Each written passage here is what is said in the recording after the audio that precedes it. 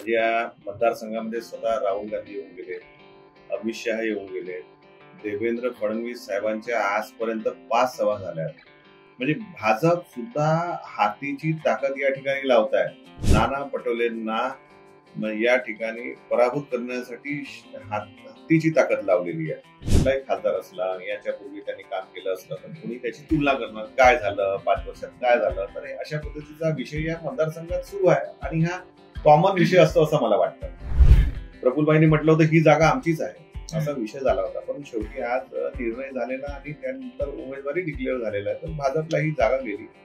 पण त्याच्यामध्ये कुठेतरी राष्ट्रवादीतल्या इच्छुक उमेदवारांचा हिरमोड झाला.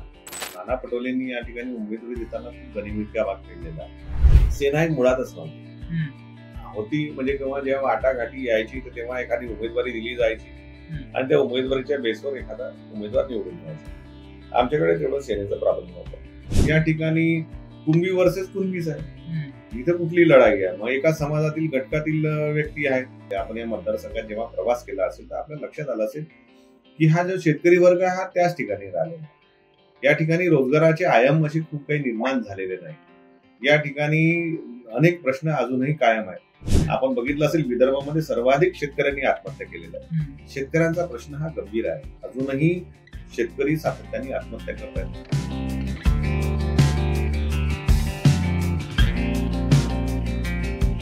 सध्या आम्ही भंडारा गोंदिया लोकसभा मतदारसंघामध्ये आहे आणि भंडारा गोंदिया लोकसभा मतदारसंघामध्ये आम्ही बऱ्याच ठिकाणी फिरलो. बऱ्याच ठिकाणी लोकांच्या वेगवेगळ्या प्रतिक्रिया येत आहेत. 19 तारखेला इथलं मतदान आहे. एका बाजूला सुनील मेंढे उभे आहेत तर दुसऱ्या बाजूला प्रशांत पडोळे उभे आहेत. मात्र इथे अजून काही उमेदवार अपक्ष उभे राहिलेले आहेत. दुसऱ्या बाजूला बसपाचा उमेदवार देखील इथं आहे. एकूणच इथं चौरंगी फाईट होते, तिरंगी होते की मग दुरंगीच होते अशी इथली शक्यता आहे.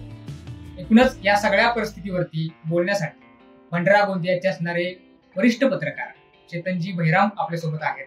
तर तुमचं विशेष भारीमध्ये मनापासून स्वागत आहे. सगळ्यात पहिला प्रश्न असा आहे की सुनील मेंढे एका बाजूला उभे आहेत, दुसऱ्या बाजूला प्रशांत पडोळे उभे आहेत.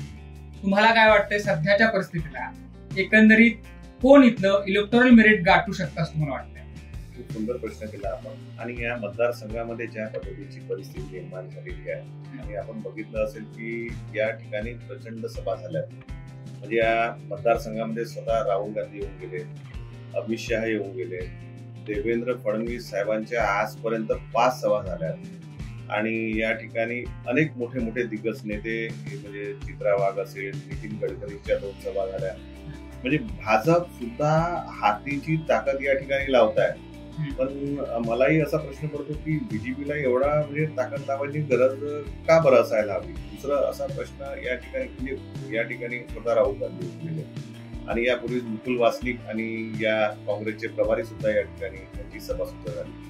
म्हणजे हे क्षेत्र नाना पटोलेंसाठी एक महत्वाचं म्हणजे प्रदेशाध्यक्ष काँग्रेस प्रदेशाध्यक्ष आहेत नाना पटोले यांच्यासाठी एक महत्वाचं आहे आणि त्याकरता भाजपने सुद्धा नाना पटोलेंना या ठिकाणी पराभूत करण्यासाठी हातीची ताकद लावलेली आहे. आणि त्याकरता आता या ठिकाणी फक्त राहुल गांधींची सभा होऊन गेली आणि एक तुमचं मुकुल वासनिक. पण या ठिकाणी ज्या पद्धतीचे बीजेपीकडून सुद्धा शर्तीचे प्रयत्न केले जातात म्हणजे या ठिकाणी अशी लढत जी आहे ही काट्याची राहणार असं आम्हाला जाणवायला लागलेला आहे. सर आता असं आहे की सुनील मेंढे हे इथले खासदार राहिलेले आहेत. म्हणजे 2019ची टर्म तेच खासदार होते. पण आता असं आहे की पुन्हा एकदा भारतीय जनता पार्टीने त्यांच्यावर विश्वास दाखवलेला आहे.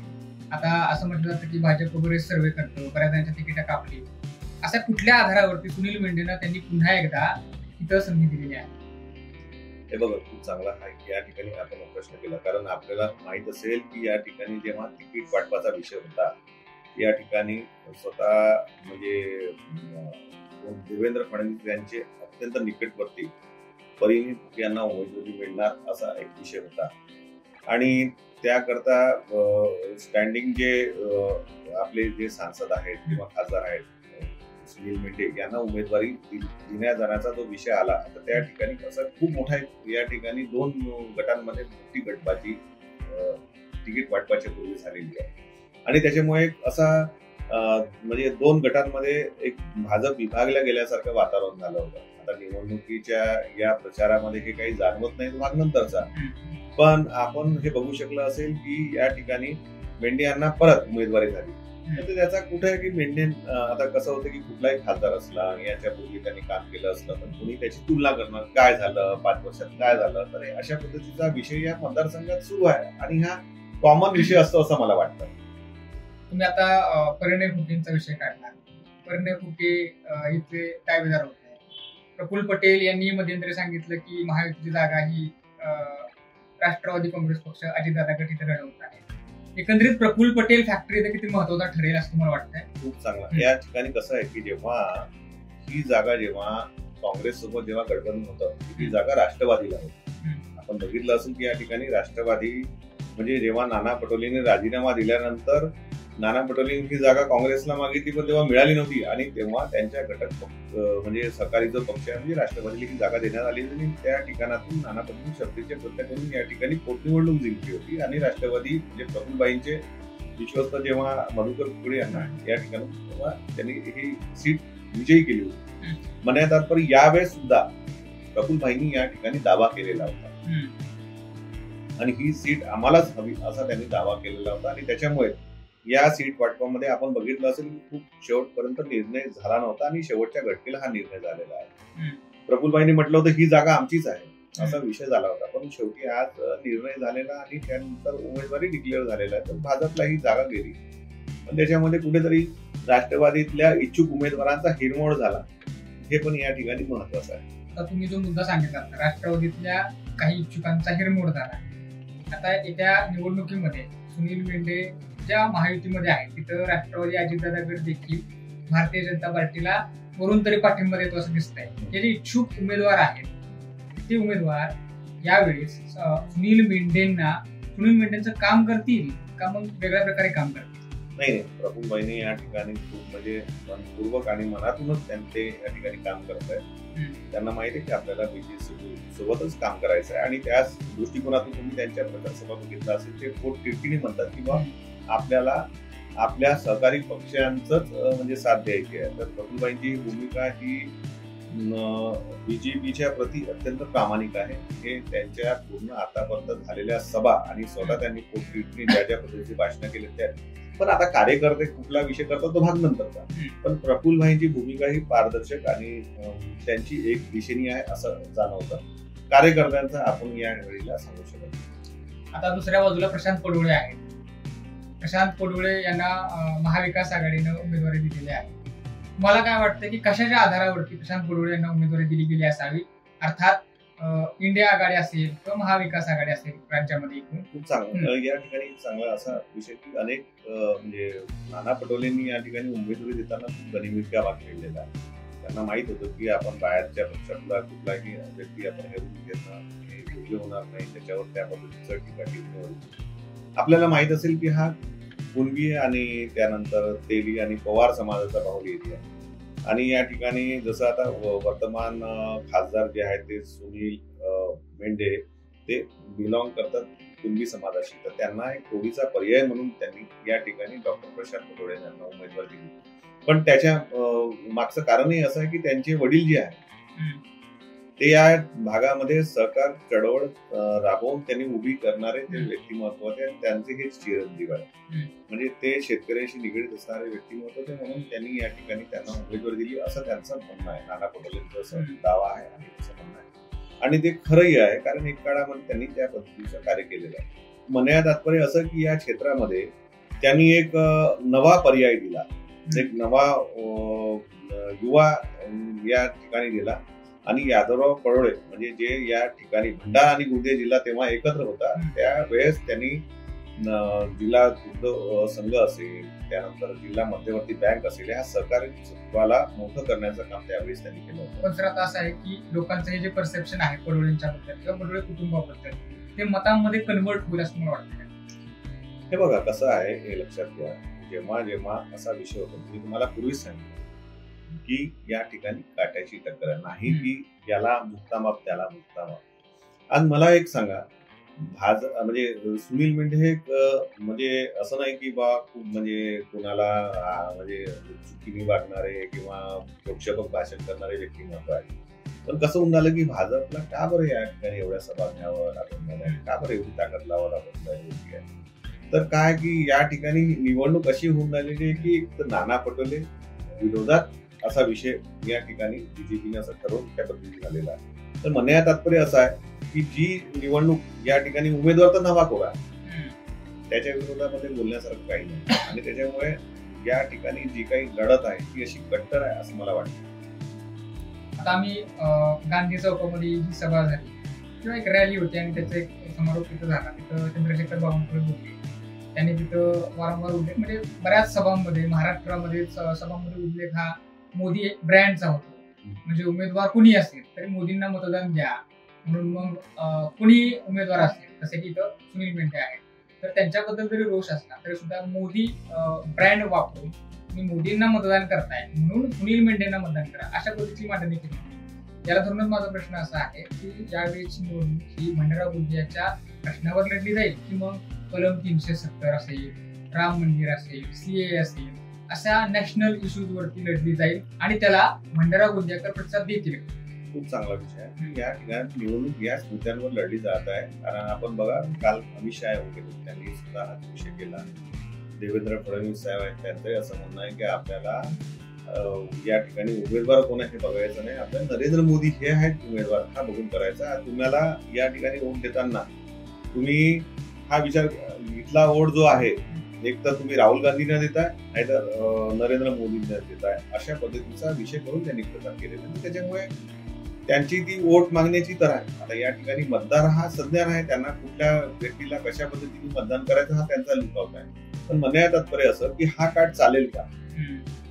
तर आता कालांतराने 10 वर्ष ज्या ज्या ठिकाणी झाले तर खऱ्या अर्थाने विकास झाला नाही झाला हे लोक किंवा मतदार हा ठरवेल किंवा जागरूक मतदार आहे त्याला माहित आहे की काय झालं काय नाही झालं. तर अशा पद्धतीचा हा विषय राहील असं मला वाटतं. तर आता असं आहे की 25 वर्षामध्ये पहिल्यांदा इथं काँग्रेस लढताना दिसते आपल्याला. नाना पटोलेंचं नाव चर्चेमध्ये होतं मात्र पुन्हा त्यांनी माघार घेतली आणि त्याच्यानंतर आता नाना पटोलेंच्या बाजूनं इथं प्रशांत पटोले उभे आहेत. नाना पटोलेंसाठी ही निवडणूक प्रतिष्ठेची आहे. एकंदरीत पटोले साहेबांनी माघार का घेतली असं वाटतं? नाही बघा कसं आहे की ते प्रदेशाध्यक्ष आहेत. आता नाना पटोलेंनी मागच्या वेळेस नागपूरमधून उमेदवारी लढली. प्रत्येकाला वाटतं की आमच्या मतदारसंघात नाना पटोलेंनी निवडणूक लढायला हवी. पण कसं असतं की प्रत्येक ठिकाणी एक स्टार व्यक्ती प्रत्येक ठिकाणी निवडणूक प्रत्येक ठिकाणी लढू शकत नाही. कोणाला वाटतं की महाराष्ट्रासाठी नाना पटोलेंची गरज आहे तर त्यांनी विधानसभेसाठी त्यांना राखीव ठेवलं असेल. पण नाना पटोलेंना जेव्हा हाच प्रश्न मीडियाने केला होता त्यांनी ते एक उत्तर दिलं होतं किंवा मला पक्ष जो आदेश देईल त्या पद्धतीने मी निर्णय म्हणजे त्याला मी म्हणजे समर्थन देणार किंवा मी ते आदेशाचं पालन करणार. तर अशा पद्धतीचा विषय झालेला या ठिकाणी कुठे म्हणजे नाना पटोले माघार घेतली हा मला नाही वाटत किंवा त्यांनी माघार घेण्याचा विषय आहे. दुसरा प्रश्न असा आहे सर की आता जे 2 उमेदवार आहेत प्रमुख तर त्या 2 उमेदवारांमध्ये जे 6 विधानसभा मतदारसंघ आहेत तुमच्या अंदाजानुसार पडोळे आहेत किंवा दुसऱ्या बाजूला मेंढे आहेत तर कुठल्या विधानसभा मतदारसंघामधून कोण लीड मिळवू शकतो कोण पिछाडीवर राहू शकतो असा अंदाज आहे? कसं आहे की पिछाडी आणि हा विषय आज तुम्हाला मी मगाशी सांगितलं की बाबा या मतदारसंघामध्ये ज्या पद्धतीची लढत आहे ती एकदम काटायची आहे. म्हणजे कसं आहे की मतदार जे आहेत वेगवेगळ्या विषयांनी एकदम कसं आहे की हा मतदारसंघामध्ये एक तर नाना पटोले ज्या पद्धतीने डिलिंग करतायत किंवा ते त्यांनी ज्या पद्धतीने ह्या ठिकाणी निर्णय घेतला. आता आपल्याला एक विषय सांगू इच्छितो किंवा प्रत्येक विधानसभा मतदार संघाचा निर्णय घेतला तर या ठिकाणी नाना पटोलेंचा बाहुल एरिया जसं साकोली विधानसभा असेल किंवा काही असेल किंवा भंडाऱ्याला आता वेगळा विषय आहे. या ठिकाणी आपल्याला अजून एक महत्वाचा पूर्ण सांगू इच्छितो की बीजेपीचे पूर्व आमदार जे आहेत चरण वाघमारे यांनी त्यांच्या संघटनेचं समर्थन हे महाविकास आघाडीला दिलं, मतदान केलं त्याच्या ठिकाणी की आपण कुठल्या उमेदवाराला आपण समर्थन केलं पाहिजे. तर अशा पद्धतीचा विषय या मतदारसंघामध्ये आहे असं मला सांगण्याचा आहे. तर असा अजून एक प्रश्न आहे की जसं तुम्ही आता मगाशी म्हणाला की बेरोजगारी हा एक मुद्दा होऊ शकतो त्या इलेक्शनमध्ये त्याचं कन्व्हर्जन होऊ शकतं तरुणांमध्ये रोष देखील आहे असं दिसतंय. दुसरा मुद्दा असा आहे की जो भेलचा जो प्रोजेक्ट होता त्याच्यामध्ये जी भूमी अधिग्रहित झाली 2013 साली तो मुद्दा किती महत्वाचा ठरू शकतो. तेव्हा भेल हा जो विषय आहे, आपण बघितलं असेल की जेव्हा प्रफुल्ल पटेल हे जे आहेत अवजड उद्योग मंत्री देशाचे होते, तर त्यांनी या ठिकाणी ती जागा वेगळी करून त्याविषयी हे केलं. मग नंतर आपलं गव्हर्नमेंट कन्वर्ट झाली आणि भाजपची सरकार आली आणि त्याच्यानंतर सातत्याने त्या भेलचं पेक्षा झाली किंवा त्या भागाचा म्हणजे तो जो ॲक्वायर झालेला त्याचा काही विषय होऊ शकला नाही. पण आपण अलीकडे बघितलं असेल की प्रचारामध्ये हा महत्वाचा मुद्दा स्वतः प्रफुल्लभाईंनी छेडला किंवा मागील 10 वर्षापासून या ठिकाणी म्हणजे आम्ही जी जागा आहे त्या ठिकाणी हे येऊ शकला नाही. आता आपण याचं म्हणजे प्रफुल्लभाईंनी हा विषय घेतला, चांगला विषय केला, कारण ते आता सत्तेच्या बाहेरच होते. पण मग याच्यामध्ये भाजप कमजोर पडली का? कारण मागील 10 वर्षापासून भाजपच या ठिकाणी सत्तेमध्ये आहे. तर मग भेल भाजपनी या ठिकाणी आणलं नाही का? मग आपण कुणाला काय म्हणायचं? म्हणजे या ठिकाणी प्रफुल्लभाई तर त्या ठिकाणी ठीक आहे, ते आता ते सेफ आहेत, आतापर्यंत नव्हते, आता आले, आता ते भाजप सोबत आले. त्यांनी हा विषय केला की बाबा इसमें हे कमजोर केले. तर मग इथं वर्तमान खासदार कमजोर पडले की याच्या पूर्वीचे खासदार नाना पटोले कमी पडले? म्हणजे त्यांना हे सांगण्याचं त्यांचं तात्पर्य काय आहे की कोण आहे किंवा भाजप सरकार या ठिकाणी कमजोर पडली, पण आता आम्ही त्याला सामोर नेऊ असं त्यांचं म्हणणं आहे. तर मला असं वाटतं की हा खूपच म्हणजे असा कॉम्प्लिकेटेड सारखा प्रश्न निर्माण झाला की भेल कोणामुळे कमी पडला? भाजपमुळे पडलाय की मग काँग्रेसमध्ये सत्ता असताना प्रफुल्लभाईंनी ते आणलं त्याच्यामुळे म्हणजे काँग्रेस आली नाही म्हणून पडलेला आहे? असा एक म्हणजे वेगळ्या पद्धतीचा कन्फ्युजन या निमित्ताने निर्माण झालेला आहे आणि अशा पद्धतीचा प्रश्न निर्माण झालेला आहे. सर आता असं आहे की जे पक्षफुटी झाली बरेचसे, शिवसेनेचे 2 गट पडले, राष्ट्रवादीची 2 शकलं पडलेली आहेत. तर आता या सगळ्याचा भंडारा गोंदियावर किती परिणाम होऊ शकतो असं मला वाटतंय आणि लोकांच्या मनामध्ये नेमकं काय या सगळ्याबद्दल हे जे भेसळ झाली राजकारणात? नाही, खूप चांगला हा विषय केला. एक लक्षात घ्या, मला खूप महत्वाचा विषय सांगतो. आमच्याकडे राष्ट्रवादी म्हणजे प्रफुल्ल पटेल होते, नाही की शरद पवार. तर आपल्याला लक्षात आलं असेल की या ठिकाणी कधी शरद पवार यांनी इंटरव्ह्यू केलं नव्हतं. तर अख्खी राष्ट्रवादी म्हणजे फार क्वचित पर्सेंटेज जो आहे हा राष्ट्रवादी सोबत जोडलेला इतर भाग झाला. पण उर्वरित जी अख्खी राष्ट्रवादी जी आहे प्रफुल्लभाईंसोबत ही डायव्हर्ट झालेली होता. दुसरा राहिलेला की आता यांनी विचारलं उद्धव ठाकरेंचा विषय. उद्धव ठाकरेंच्या संदर्भामध्ये एक सहानुभूती लाट निश्चितच राहणार, कारण कसं आहे कोणाचा पक्ष कोणी सोडून येतो मग त्यांना ते हे मिळतं, चिन्ह मिळतं, तर तो भाग एक वेगळा आहे. पण आमच्याकडे सेना ही मुळातच नव्हती होती. म्हणजे जेव्हा वाटाघाटी यायची तर तेव्हा एखादी उमेदवारी दिली जायची आणि त्या उमेदवारीच्या बेसवर एखादा उमेदवार निवडून घ्यायचा. आमच्याकडे तेवढं सेनेचं प्राबल्य नव्हतं, पण आमच्याकडे उमेदवार लढवलं जायचं आणि त्या माध्यमातून या ठिकाणी काही जसं गोंदियाला एक उमेदवारी दिली जायची, तिथं जसं हे झाले. तर या ठिकाणी आता भोंडेकर मागच्या वेळेस पासून निवडून यायला लागले, तर मागच्या वेळेस ते अपक्षच म्हणून होते, कारण या ठिकाणी भाजपला उमेदवारी म्हणजे हे झालं आणि त्याच्या विरोधात त्यांना उमेदवारी दिली. म्हणण्यात तात्पर्य असं की या ठिकाणी एक सिम्पॅथीचा तर विषय राहणार की महाराष्ट्रात आपण कसं होतं की शेवटी चॅनलवर याच्यावर सर्व विषय होतो. तर काही आपल्या महाराष्ट्रातील लोक थोडे भावनिक आहेत, त्यांना असं वाटतंय कोणाशी वाईट व्हायला नको, चांगलं तर नाही पण किंवा वाईट व्हायला नको. तर ते त्याचा एक इम्पॅक्ट तो प्रत्येक ठिकाणी राहणार. हा महाराष्ट्रात अख्ख्या महाराष्ट्रात त्याची लाट तर आपल्या इथे थोडीफार तर राहणार त्याचा. पण आमच्याकडे राष्ट्रवादी जो हा विषय आहे हा प्रफुल्लभाई, तर राष्ट्रवादी प्लस झाल्यामुळे हा बीजेपीला फायद्याचा जरी विषय असला पण सिम्पॅथी म्हणून जो काही या महाराष्ट्रामध्ये ज्या राजकीय घडामोडी झाल्या तर त्याचा पण सुद्धा इम्पॅक्ट या मतदारसंघात नाही तर अख्ख्या भंडारा गोंदिया लोकसभा क्षेत्रामध्ये निश्चित राहणार आहे. हे आपण समजून घेणं आवश्यक आहे असं मला वाटतं.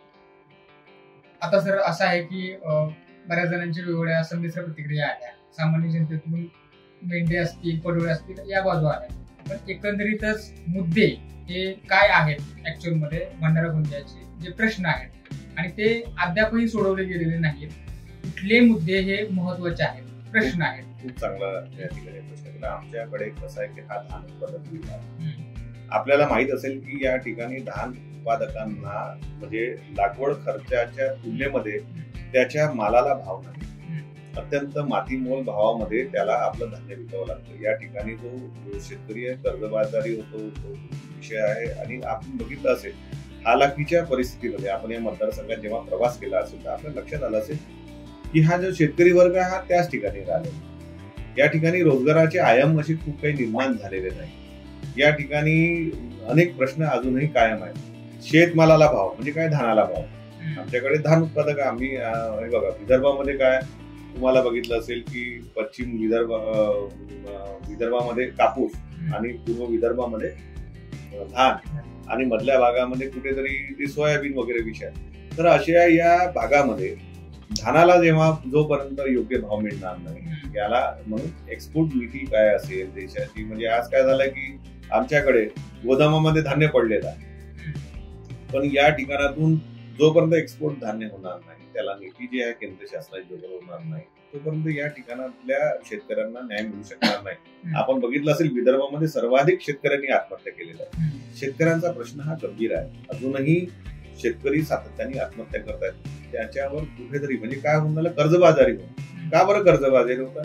त्याच्या मागचे कारणच तेच आहे की त्याला तो जो उत्पादन करतोय त्याला मालचा भाव मिळत नाहीये, त्याला मोबदला योग्य मिळत नाहीये आणि तो म्हणून कर्जबाजारी होतो आणि मग नंतर कुठेतरी तो डबघाईस येतो. ही सातत्याने परिस्थिती आणि ही बदलली पाहिजे अशी आमची भावना आहे. अजून एक महत्वाचा मुद्दा आहे. भारतीय जनता पार्टीचे अनेक नेते आजही बावनकुळे तेच म्हणाले की आम्ही संविधानाचे संरक्षक आहोत, आम्ही संविधान नष्ट करणार नाही, अशा पद्धतीची मांडणी त्यांना करावी लागते. ही त्यांची अपरिहार्यता आहे काय नेमकं आहे की संविधानावरती त्यांना वारंवार बोलावं लागतंय? हे परसेप्शन, संविधान विरोधी परसेप्शन भारतीय जनता पार्टीबद्दलचं का झालं असावं आणि स्वतः नरेंद्र मोदींना याबद्दल का बोलायला लागलं असावं?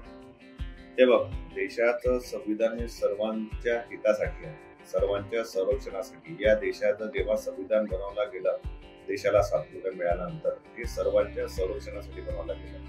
प्रत्येक वर्गातील, समाजातील, घटकातील व्यक्तीला न्याय मिळण्यासाठी दिला गेला, नाही की कुण्या एका व्यक्तीला. तर या देशाचं जे संविधान आहे हे सर्वांच्या हिताचं आहे आणि त्याला बदलवण्याची भाषा ही कुणासाठी योग्य नाही. आणि बावनकुळे साहेब जे आहेत ते बावनकुळे साहेबांना हे सर्व माहित आहे. बावनकुळे साहेब सुद्धा हे पीडित आहेत कुठल्या तरी एका विषयावर. तुम्हाला माहित असेल, हे आमचे खूप चांगले मित्र आहेत आणि या ठिकाणी ते गार्डियन मिनिस्टर राहिलेले आहेत आणि आमचे खूप सहकारी राहिले आहेत आणि तेही कुठल्या तरी ठिकाणातून एकदा त्यांना या भागातून त्यांना नाकारला गेला आणि त्याच्याच पक्षाने त्यांना नाकारला. जातीय कॅल्क्युलेशन करण्याचं एक गणित आहे का? हा, जातीय कॅल्क्युलेशनचा प्रश्न राहणारच आहे ना या ठिकाणी. एक लक्षात घ्या, मग उमेदवारी देताना तुम्ही जातीय समीकरण कशा लक्षात घेता? का बरं तुम्ही? नाही तर मग चांगले काम करणारे अनेक लोक आहेत. प्रत्येक पक्षामध्ये आणि जातीय समीकरण लक्षात ठेवूनच उमेदवारी दिली जाते आणि याही भागामध्ये जातीय समीकरण लक्षात ठेवूनच उमेदवारी दिली जात आहे. म्हणूनच या ठिकाणी कुणबी वर्सेस कुणबीच आहे. इथे कुठली लढाई आहे? मग एका समाजातील घटकातील व्यक्ती आहेत, तर या ठिकाणी अशा पद्धतीची लढाई असणं म्हणजे काय झालं की तुम्ही एखाद्या विशिष्ट प्रवाहातीलच आणि विशिष्ट जातीतीलच, समाजातील आणि व्यक्तीला तुम्ही उमेदवारी देताय. म्हणजे काय झालं की त्या समीकरणाचं तुम्ही त्या ठिकाणी कॅल्क्युलेशन करता आणि ते बघूनच उमेदवारी दिली जात आहे. हे सत्य आहे, म्हणजे हे एकदम प्रकाश आहे एवढं सत्य आहे. आणि हे दोन्हीकडून पण होत आहे. दोन्हीकडून होत आहे. आता शेवटचा प्रश्न असा आहे की बसपाचा एक उमेदवार आहे, अपक्ष उमेदवार आहे. हे जे उमेदवार आहेत म्हणजे ते मतविभागणी केल्यामुळं कुणाला याचा धोका होऊ शकतो आणि होऊ शकतो का, याबद्दल मला काय वाटतं? आता बघा, आपण या ठिकाणी अनेक असे प्रयोग झालेत. यापूर्वी पोटनिवडणुकीचा बघितला असेल तर या ठिकाणी डॉक्टर प्रकाश आंबेडकर साहेब या ठिकाणी पोटनिवडणुकीच्या वेळेस पूर्ण तळ ठोकून होते. आमच्या इथल्या इथून हाकेच्या अंतरावर एका हॉटेलमध्ये ते रेग्युलर राहिले, मोठ्या प्रचार सभा घेतल्या. त्यावेळेस त्यांनी 40,000 मतं घेतले. तेव्हा इथे म्हणण्या तात्पर्य असं की मग नंतर पण सुद्धा त्यांनी आपले उमेदवार बघले. आता तो काही विषय नाही. कसं आहे की प्रत्येकाला माहिती आहे, तुम्ही या ठिकाणी प्रश्न विचारतानाच त्याचं उत्तर आहे. मतविभागणी करू शकणार का? म्हणजे काय झालं, म्हणजे ते विभागणी करण्याला बसलेले आहेत की निवडणूक जिंकायला बसलेले आहेत? तुमच्या प्रश्नामध्येच त्याचं उत्तर आहे. माझं हे म्हणणं आहे की ज्या पद्धतीचा विषय होतो आहे तर हा कसा आहे की विभागणीसाठी नाही तर तुम्ही जिंकण्यासाठी उभे राहा. हा आमचं म्हणणं आहे. आम्हाला म्हणजे कुठे नाही, आपल्याला कसं आहे की बघा, कुठलाही असेल पक्ष असेल तो आपला उमेदवार जिंकण्यासाठी उभा करतो, नाही की म्हणजे विभागण्यासाठी. तुमच्या प्रश्नाचं त्याचं उत्तर आहे असं मी समजतो. तुमचं अनालिसिस काय सांगतं, हे खरंच जिंकण्यासाठी आहे की काय वोट डिव्हिजन होऊ शकतं असं वाटतं? वोट डिव्हिजनचा असा काही खूप प्रभाव पडेल हे नाही, पण एक लक्षात घ्या की ह्या विभागण्यामुळे कुणाचं जर एन सिद्ध होत असेल, त्याचं हे होत असेल तर त्याच्यासाठी ठीक आहे. पण अशा अनेक प्रकार आणि हे राजकारणामध्ये हे सर्व होत असतात आणि हे गनिमी काबे प्रत्येक पक्ष आपल्या आपल्या पद्धतीने खेळत असतात. त्याच्यामध्ये काही विषय नाही. तर प्रत्येक पक्षाने त्याच्याकरता अलर्ट राहणं गरजेचं आहे असं मी समजतो. शेवटचा कन्क्लूड प्रश्न आहे की आता हे 2 उमेदवार आहेत, दुरंगी लढत तर दिसते आपल्याला, प्रशांत पडोळे आहेत आणि सुनील मेंढे आहेत. तुम्हाला काय वाटतंय की एकंदरीत आता ही शेवटची प्रचाराची जी वेळ आहे त्या सगळ्या वेळी नेमकं कुठल्या बाजूनं हवा दिसते तुम्हाला आणि कुणाच्या बाजूनं कशा पद्धतीनं आताच्या घडीला वातावरण फिरताना दिसतंय का आणि ते कसं दिसतंय?